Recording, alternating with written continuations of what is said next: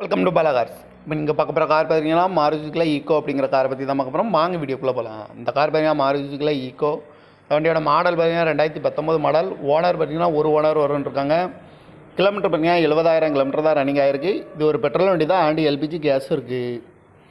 காரோட ப்ரைஸ் என்ன சொல்கிறாங்கன்னா 4,90,000 சொல்கிறாங்க. ரேட்டு குறைக்க முடியும்னு சொல்லியிருக்காங்க. குறைச்சி பேசி இந்த காரை பைப்பிங்களான்னு சொல்லியிருக்காங்க. ஏசி வண்டி தான் அப்படின்னு இருக்காங்க.